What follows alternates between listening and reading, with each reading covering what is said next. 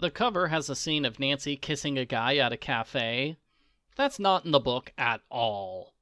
Presumably, the guy on the cover is Keith, because there's a brief moment where Nancy wonders if Keith is flirting with her, but it turns out he's not.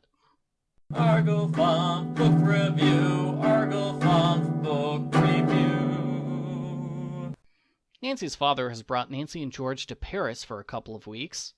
His neighbor is Professor Ellen Mathieson. Ellen runs an exchange student program for Americans, which is convenient because it means all the suspects in this book speak fluent English. Nancy meets 3 students. Pamela Fieldson is dating Keith Astor. That's another reason why it's weird for the cover to make Keith be Nancy's love interest. He's got a girlfriend. Pamela's twin brothers, David, hates Keith. David lurks and makes angry faces at them whenever they go out on dates. George gets a vacation boyfriend named James. We don't see much of them together because George doesn't let Nancy come along on their dates. At one point, they leave for a date at 1 a.m. I doubt George's parents would approve. The mystery starts when Professor Ellen's assistant is hit by a truck and killed. Nancy suspects foul play when the victim's briefcase is stolen from the crime scene. Ellen says they were researching famous artist Josephine Solo, who died last year. The assistant just made an important discovery about Solo. Important enough to kill him over? Nancy goes through Solo's datebook.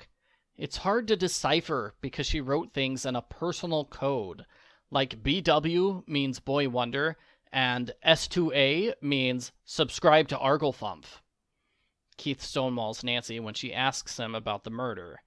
Nancy meets Solo's art dealer, Jean-Luc Sensier.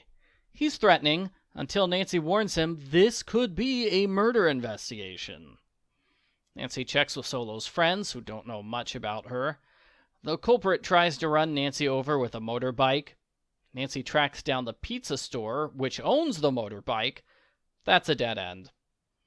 Solo met with Philippe Li Duuk many times before her death. He lives near a giant staircase. The culprit pushes Nancy, and she almost falls to her death. She's saved by David. He says it's just a coincidence he's here at the same time as her. Li Duuk is such a fake French artist, he's basically a cartoon character.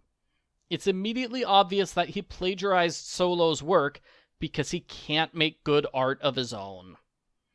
Ellen finds Solo's checkbook, which shows Solo was near bankruptcy. She gave all of her money away to someone named G.A. Nancy thinks of several explanations, such as blackmail or a secret lover. Nancy and George track down witnesses to Solo's death. It turns out that Solo's death was a complete accident, just like the police said. George thinks, gee, maybe they shouldn't have wasted half the book focusing on a closed case. Nancy reluctantly switches to investigating the death that happened a few days ago. She searches the victim's apartment. She finds a number that she doesn't recognize until later. Nancy jokes she was hoping to find a hot pink folder labeled Important Clue. Didn't they have that in the Detective Barbie games? Nancy checks alibis.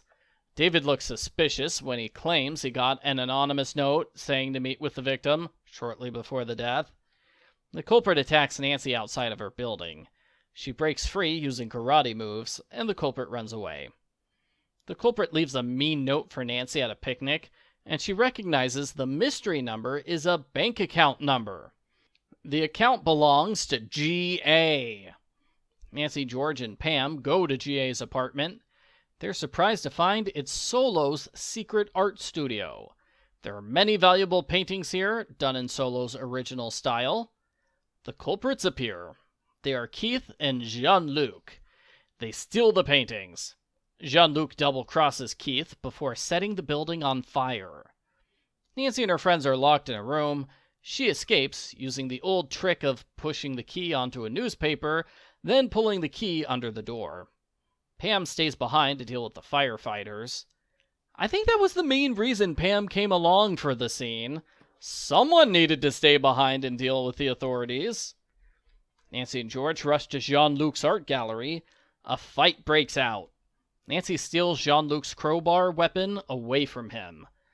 In the dumbest moment of the entire book, Nancy gets rid of the crowbar by dropping it on the ground. Jean-Luc quickly picks it back up and attacks her again. Why does she drop the crowbar next to the crowbar-wielding maniac? Does she want him to have it? Keith redeems himself by saving Nancy's life. He still goes to jail, though. The end. Postbook follow-up? I didn't like this book. I had trouble remembering the characters. It doesn't help that many characters only appear once. The cliffhangers are decent, but they don't save the book from being fairly slow-paced.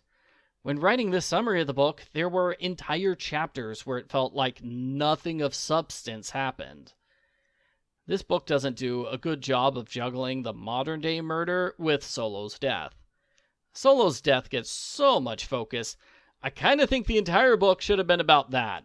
It would not be too difficult to rewrite the book to eliminate the college students and the modern-day murder, although that would make the book too short.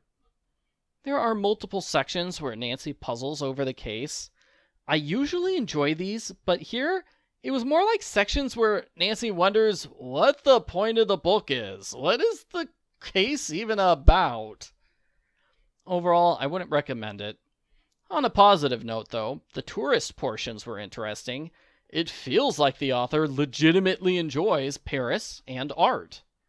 I give Nancy Drew Files number 101, The Picture of Guilt, a 2 out of 10.